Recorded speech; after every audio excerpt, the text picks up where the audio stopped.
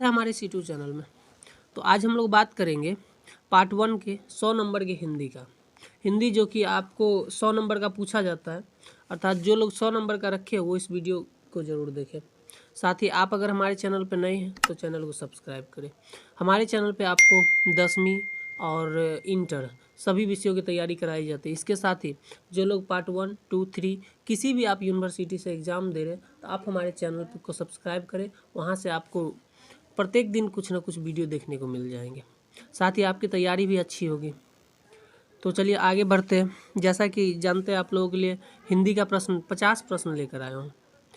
तो आप अगर एग्ज़ाम दे रहे हो तो ये वीडियो ज़रूर देखें और लास्ट तक देखें, क्योंकि इसका जितना भी प्रश्न है वो सिलेक्टेड है, मतलब कि जो पूछा जाता है ऐसा ही प्रश्न दिए हुए हैं। तो आगे बढ़ते हैं, जिसमें पहला नंबर प्रश्न है, आंसू कविता के लेखक कौन है? आंसू कविता के लेखक कौन है? इसका आंसर का ऑप्शन सी जयशंकर प्रसाद। अगला प्रश्न है दूसरा नंबर, लहर कविता के लेखक कौन है? लहर कविता के लेखक ऑप्शन सी जयशंकर प्रसाद। अगला प्रश्न है तीसरा नंबर, ले लो यह शास्त्र किस कविता से उद्धत है? ले लो यह शास्त्र किस कविता से उद्धत है? आंसर होगा ऑप्शन डी शेर सिंह का शस्त्र समर्पण। अगला प्रश्न है चौथा नंबर, गाकर गीत बिरह के तटनी किस कविता से ली गई? गाकर गीत बिरह के तटनी किस कविता से ली गई है? जिसका आंसर होगा ऑप्शन है गीत अगीत से लिया गया। आगे बढ़ते, पांचवा नंबर है, जहाँ कभी अंतर में कोई भाव अपरिचित जागे। जहाँ कभी अंतर में कोई भाव अपरिचित जागे वो क्या कहलाते हैं? यह किससे लिया गया है? जिसका आंसर होगा ऑप्शन डी भीष्म का पश्चाताप, इससे लिया गया। छठा नंबर है, नागार्जुन का वास्तविक नाम क्या है? नागार्जुन का वास्तविक नाम क्या है? जिसका आंसर होगा ऑप्शन ए बैजनाथ मिश्र। नागार्जुन का वास्तविक नाम है बैजनाथ मिश्र। आगे बढ़ते, अगला नंबर प्रश्न है सातवां नंबर, चिंता शीर्षक कविता के रचयिता का नाम लिखें। चिंता शीर्षक के कविता के रचयिता का नाम लिखें। ऑप्शन है जयशंकर प्रसाद। आगे बढ़ते, आठवां नंबर, सूर्योदय से पहले का समय क्या कहलाता है? सूर्योदय से पहले, सूर्य उदय से पहले का समय क्या कहलाता है? ऑप्शन है ब्रह्म मुहूर्त कहा जाता है। अगला प्रश्न है नौवां नंबर, कहने लगा चांद कविता के रचयिता कौन है? कहने लगा चांद कविता के रचयिता ऑप्शन है दिनकर जी हैं। अगला प्रश्न है 10वां नंबर, सांझ का बादल किनकी रचना है? सांझ का बादल किनकी रचना है? ऑप्शन बी धर्मवीर भारती की रचना है। सांझ का बादल किसकी रचना है? तो धर्मवीर भारती की रचना है। आगे बढ़ते हैं, 11वां नंबर है, कवि और कल्पना किनकी कृति है? कवि और कल्पना किनकी कृति है? ऑप्शन सी धर्मवीर भारती की कृति है। कवि और कल्पना धर्मवीर भारती की कृति है। 12वां नंबर है, कामयानी के रचयिता कौन है? कामयानी के रचयिता कौन है? Option B Jaishankar Prasad. 13 number है, गीत अगीत शीर्षक कविता के रचयिता है। गीत अगीत शीर्षक के रचयिता कौन है? ऑप्शन बी दिनकर है। अगला प्रश्न है 14 नंबर, नागार्जुन किसकी रचना है? नागार्जुन किसकी रचना है? आंसर होगा ऑप्शन बी वे और तुम। नागार्जुन की रचना कौन सी है? वे और तुम। 15 नंबर है, कामयानी के रचनाकार हैं। कामयानी के रचनाकार कौन है? ऑप्शन है जयशंकर प्रसाद। 16 नंबर है, गुनाहों का देवता किनकी कृति है? गुनाहों का देवता किसकी कृति है? ऑप्शन बी धर्मवीर भारती की कृति है गुनाहों का देवता। 17 नंबर है, जयशंकर प्रसाद किस काव्य धारा के कवि हैं? जयशंकर प्रसाद किस काव्य धारा के कवि है? ऑप्शन ए छायावादी काव्य धारा के कवि है। 18 नंबर है, प्रसाद जी का जन्म कहाँ हुआ था? प्रसाद जी का जन्म कहाँ हुआ था? ऑप्शन बी काशी में हुआ था। 19 नंबर है, आंसू प्रसाद जी का क्या है? आंसू जो है वो प्रसाद जी का क्या है? ऑप्शन ए काव्य है। काव्य है आंसू प्रसाद जी का। 20 नंबर, प्रसाद जी अर्थात जयशंकर प्रसाद जी का निधन कब हुआ? उनका देहांत कब हुआ, जिसका आंसर का ऑप्शन है 1937 ईस्वी में उनका देहांत।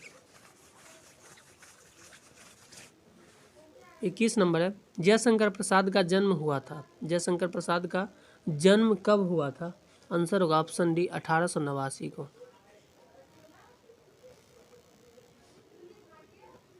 अगला प्रश्न है 22 नंबर, दिनकर जी का जन्म कब हुआ था, दिनकर जी का जन्म कब हुआ था, जिसका आंसर होगा ऑप्शन सी 1908 को, 1908 ईस्वी में इनका जन्म हुआ था। आगे बढ़ते हैं 23 नंबर,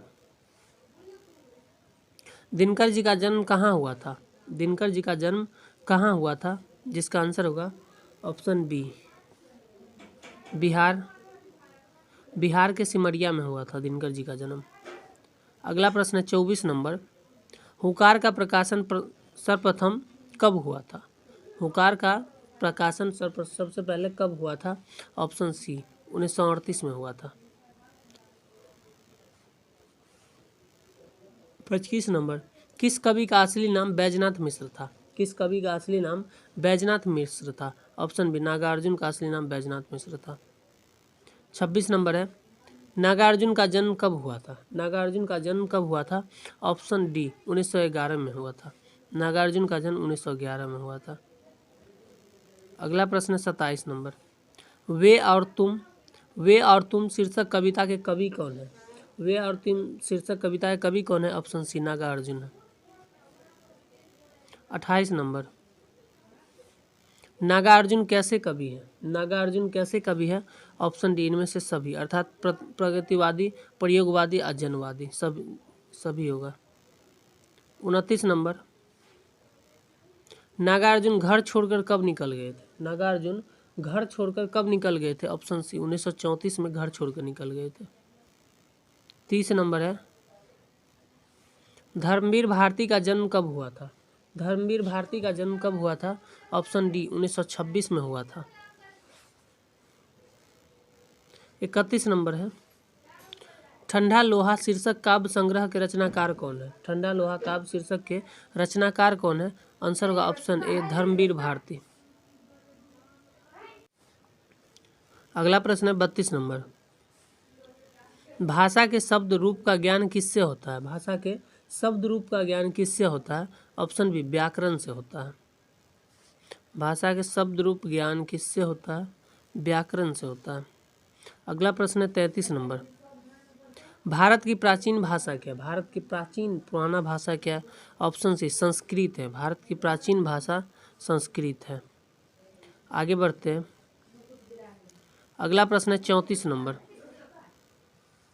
भारत में सर्वाधिक बोले जाने वाली भाषा कौन सी, भारत में सबसे ज़्यादा कौन सी भाषा बोली जाती है, ऑप्शन है हिंदी बोली जाती है। 35 नंबर है, हिंदी भाषा में वर्ण या अक्षर कितने प्रकार के होते हैं, हिंदी भाषा में वर्ण या अक्षर कितने प्रकार के होते हैं, ऑप्शन सी 3 प्रकार के होते हैं, वर्ण हालांकि 2 प्रकार के होते हैं, सॉरी वर्ण 2 प्रकार के होते हैं। 36 नंबर है, भाषा की सबसे लघु इकाई क्या है, भाषा की सबसे लघु इकाई, जिसका आंसर होगा ऑप्शन डी वर्ण, सबसे लघु सबसे छोटा रूप है। 37 नंबर है, देव भाषा की कौन सी भाषा, देव भाषा कौन सी भाषा, देव भाषा, जिसका आंसर होगा ऑप्शन सी संस्कृत, संस्कृत को देवों की भाषा कहा जाता है। 38 नंबर है, हिंदी कौन सी भाषा का शब्द है, हिंदी कौन सी भाषा का शब्द है, आंसर का ऑप्शन बी फारसी भाषा का शब्द है हिंदी। अगला प्रश्न है 39 नंबर, संस्कृत भाषा में कितने शब्द रूप है, संस्कृत भाषा में कितने शब्द रूप है, आंसर होगा ऑप्शन डी 24 शब्द रूप है। अगला प्रश्न है 40 नंबर, वर्ण किसे कहते हैं, वर्ण किसे कहते हैं, वर्ण किसे कहते हैं, ऑप्शन है शब्द को, ध्वनि को, शब्द समूह को, अखंडित ध्वनि को, जिसको खंड नहीं किया जा सकता उसे हम वर्ण किया, या वर्ण ऐसे परिभाषा याद किए होंगे आप लोग कि वर्ण उस मूल ध्वनि को कहते हैं जिसका खंड या टुकड़ा नहीं, तो अखंडित ध्वनि इसका मतलब जिसको हम टुकड़ा नहीं कर सकते। अगला प्रश्न है 41 नंबर, वर्ण कितने प्रकार के होते हैं? वर्ण कितने प्रकार के होते हैं? ऑप्शन बी 2 प्रकार के होते हैं वर्ण, स्वर वर्ण और व्यंजन वर्ण। हिंदी में कितने स्वर हैं? स्वर वर्ण हिंदी में कितने हैं? जिसका आंसर का ऑप्शन है 11 स्वर वर्ण है। 43 नंबर है, हिंदी में कितने व्यंजन, व्यंजन कितने वर्ण है? तो जिसका आंसर का ऑप्शन डी 33 व्यंजन है। 44 नंबर है, अघोष व्यंजन कौन से होते हैं? अघोष व्यंजन कौन से होते हैं? सुने, वर्ग के प्रथम अघोष व्यंजन होते हैं। 45 नंबर, वर्ग के प्रथम तृतीय व पंचम वर्ण क्या कहलाते हैं? वर्ग के प्रथम तृतीय व पंचम वर्ग क्या कहलाते हैं? इसका आंसर होगा ऑप्शन बी अल्पप्राण कहलाते हैं। 46 नंबर है, वर्ग के द्वितीय व चतुर्थ व्यंजन क्या कहलाते हैं? वर्ग के द्वितीय और चतुर्थ व्यंजन क्या कहलाते हैं? ऑप्शन है महाप्राण कहलाते हैं।